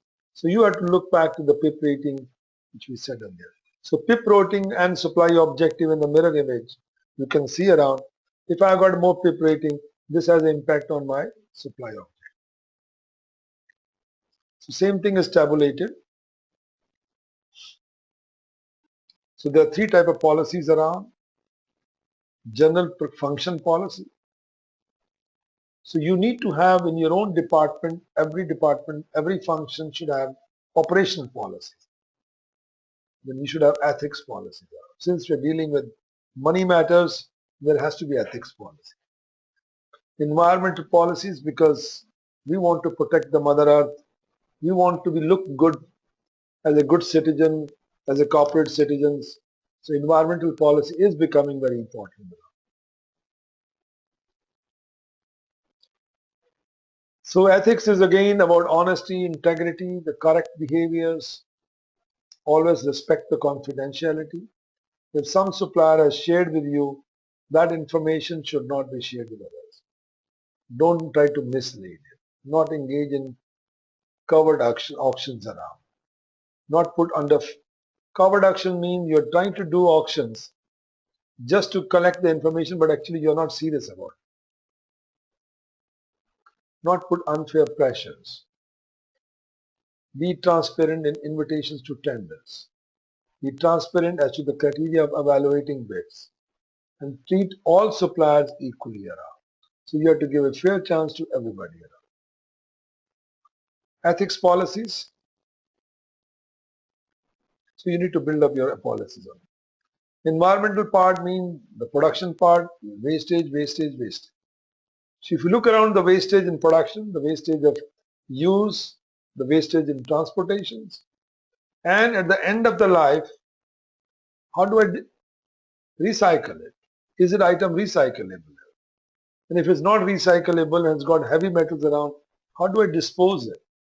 So that's the way also one has to look into. So this one comes to the last unit, friends. So here we're going to talk about the structure of the procurement and supply chain.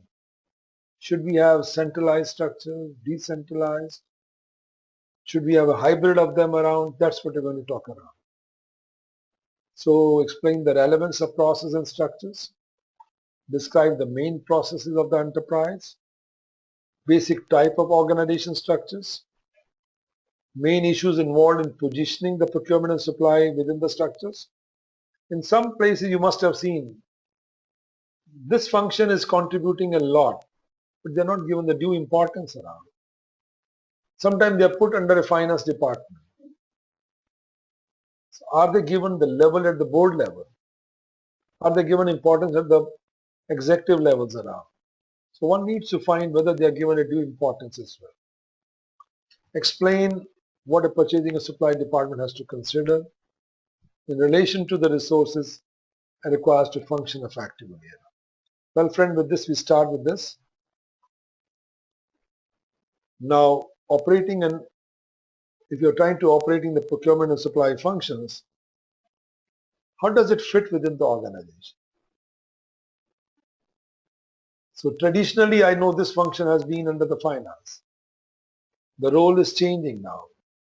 The importance is changing around. How does it fit it? Structure and positioning, organization as a whole, resources part of it. That's what we're going to cover. Now, when we talk of procurement and supply functions, it's nothing but a group of related functions. There could be sub-functions. Related means one group is making the specifications. One group is trying to do the sourcing part. One group is dealing with one category of items. One group is dealing with only doing the transaction part. One group is dealing with contract management. So there could be different functions related to activities. The main process in an enterprise is, if you look at a bigger level, at a top level, there's a team which is dealing with the CEO, working with the CEO is strategic planning. At a very high level, building up the corporate strategies, the future roadmap of the companies around. There's another team which is R&D, you could say the product development part. There's another team which is dealing with marketing and sales, naturally there to get the business. And after they get the business, there's a team which is dealing with order fulfillment. So this is the team you could call as a supply chain. So the marketing people, sales people, they got the orders. Somebody has to fill the gap between the supplier and the customer. So customer mean from the sales side, from the marketing side. I got the customer, now I have to go backward, go up to supplier and fill the whole gap. Now the sub processes again within the procurements is specifying the requirements. Now this list may vary from company to company. Some will say this is not my job to write down the requirements. It's not my job to do the supply planning. But if you're looking comprehensively, we expect procurement and supply chain people to be expert on defining the requirements, helping the clients, writing the requirements, doing the supply planning, analyzing the supply markets, developing supply and strategies around, appraising and the shortlisting of suppliers, obtaining and selecting offers, negotiations, preparing contract, till the last measuring the performance. Same thing we have put down in the different connection bases around streamlining the procurement and supply chain. So there's a need to streamline. And in streamlining, keep in mind technology plays a key role. Next comes the structure part. What type of structure I should have?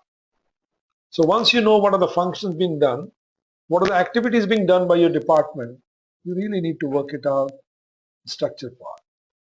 The structure could be web structures, like a web. One guy's control everything. So nothing can move without that. So web structure is very good for the small scale sectors.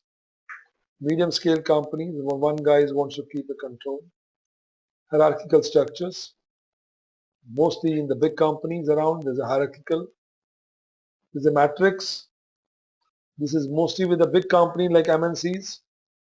You have a reporting here also and reporting at headquarters also. So you have branches everywhere around. I've seen with many MNCs. They are spread over 80 countries around. But there's a central unit somewhere in headquarters. So each country is doing their own procurements around. But they're also connected hierarchically as well as through the matrix. Then they come the galaxy of stars. So here is another structure which is used for mostly consulting companies, a group of doctors around. So there's experts on different fields around and they're all connected through one group. So this is the way structure is. Web means all powerful figures makes key decisions around.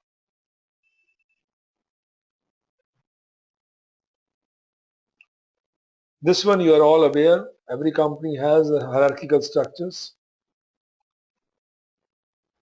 But slowly this concept is also dying out. Organizations are becoming more and more flat. This vertical pyramid, we're trying to make it flatter. One, to cut down the cost. Second, to improve the communications. If you've got layers of people reporting down the line, so if you want to bring any changes, by the time it reaches down the line, it takes ages.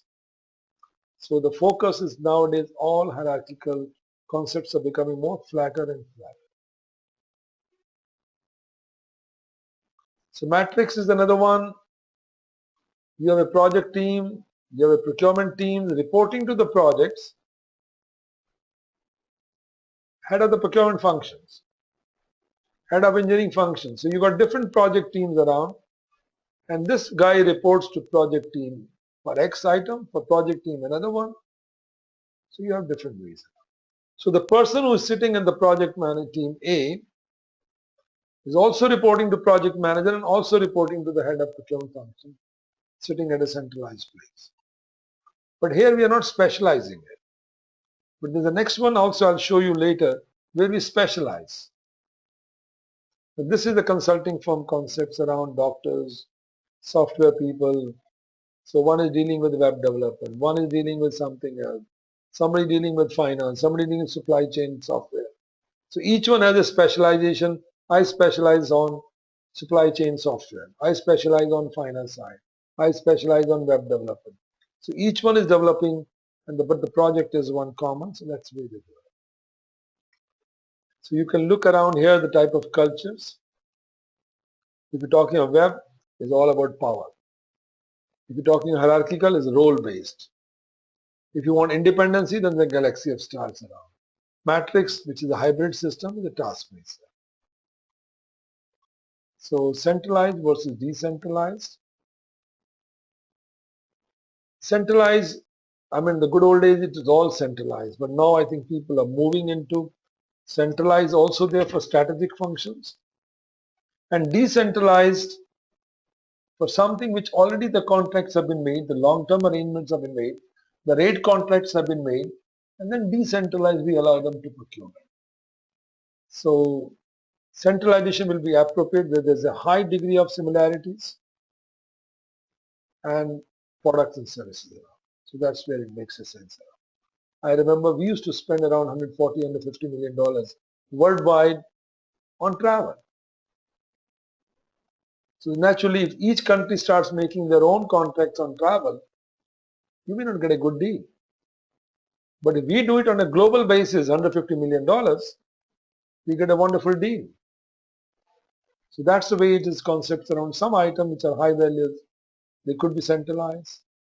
For some item, other low values, but could be centralized not from procurement angle, but just to set up the call of contracts, the long-term agreements, then each one could do decentralized.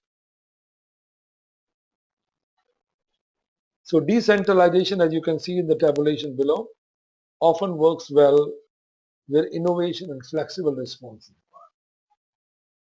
Let's say a company has got 40 branches around all over India or worldwide.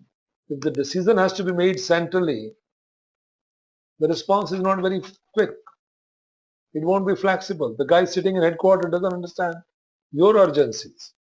You want to make a decision at the local level. If you want to make a decision at the local level, there has to be decentralized. But on the top of it, you also want to take the benefit of leverage as well. It's a good mix of two we need around.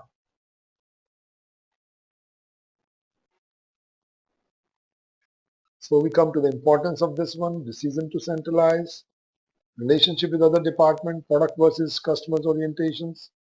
So this shows with the factor which will influence around. Okay, then I move to what can be done to raise the profile of this. Here I think is a bigger issues around wherever I have gone around, any training, any consultancy work, procurement profile is very low. Supply chain profile is still very low.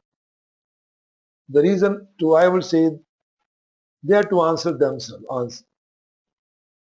Many of the people are not good marketing people, which you find in other professions around. Procurement and supply chain people also have to learn how to market themselves. They only know, okay, I saved so much money by cutting the cost. They are not able to present to the high level around. So they need to get training themselves, how to present themselves, identify, and need to have more qualified people around. Majority places we have seen in the procurement and supply, people come from the ranks around. Nothing wrong. But you need to get people with the high skills, high knowledge, who understand the global things around to get into this business. That's the way the profile of procurement and supply can go up. So we talked already about centralized approach, larger purchasing department. Yes, they will go with the centralized, which is managed by experts around leverage opportunities, inflexible and so on. So that's the negative part. So centralized means very inflexible. You have to look at the headquarters all the time for getting the answers. Decentralized, very flexible, quick to respond, but then the leverage is missing around. So you need to find the hybrid approach. So it's a combined approach, the leverage approach. You need to have a combination. I would say all big companies need to have centralized and decentralized combinations. So you have flexibility on one side, you have a leverage on the other side.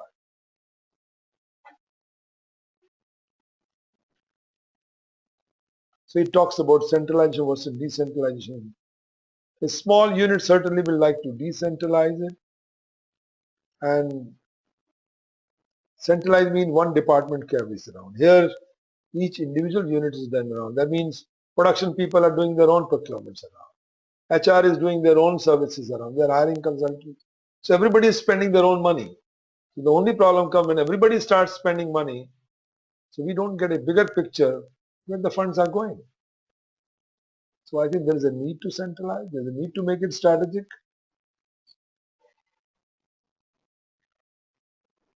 Okay, now this one is all about centralization versus decentralization. Now, nature of process and culture. Routine activities are suited to a role culture. If you have got routine activities around, like in a government, set routine. So role culture is very clear, everybody's role is very clear. But if you want to have risk for misunderstanding or frustration, when different culture meets, that also could happen. Since I have worked most of my time for 25 years in a different multi-cultures around, there's always a risk the way you communicate, the way you feel you're telling in the right way, how they understand you. It's very important.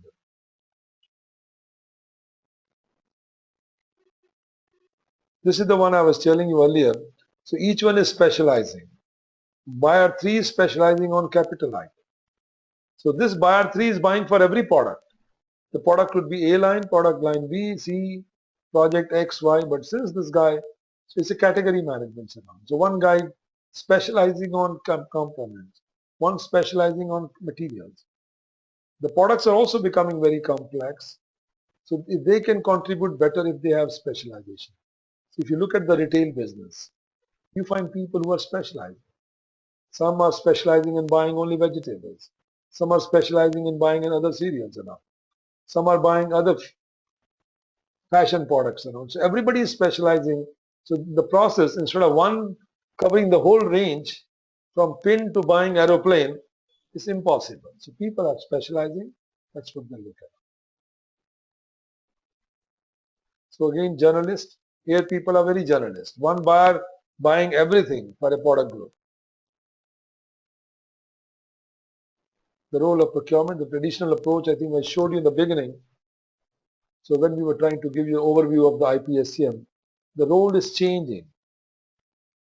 So the procurement role is no more a clerical, it needs multi-skill knowledge around, that's the way it is. The new role is very strategic, focus on total cost, focus on entire supply chain,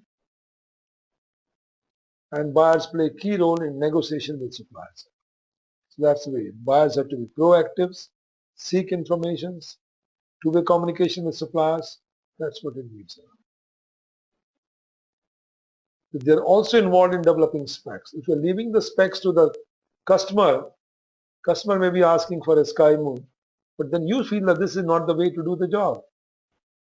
If I go and change the one specification, maybe this item is available standard. You know from the development side, sometimes you get the requirements which are totally non-standards. And if those non-standard, by making few changes here and there, you could make it standard, the cost could be brought down. People resources, the type of skills, the knowledge, the personal attributes. I know here you find a big list around, but normally I would put it in the 4 headings around. First thing is the technical skill. If I'm dealing with X or Y product, I need a wonderful technical skills. Second, finance skill. Procurement must understand the finance skill. At the end of the day, we're talking of total cost of ownership. Finance skill has to be there. Third is the marketing skill. Every procurement person should know how to market this. So if this is not there, I think then again we are loser. The last one I would say the leadership skill to lead the things around. Should be able to move it quickly. So don't look forward to others to come and guide you. You should be able to manage your things. That's how I look around. So as a leader means you're able to do communication skills. So good communication skill. I mean, I've seen most of the places, the procurement people, supply chain people working very hard. So, but they lack on communications, innovations, and language, foreign languages are also becoming very important. If I'm in the business of P&S and I'm finding a supply source from China or from Japan or somewhere else, I need to learn the language. So that's where I think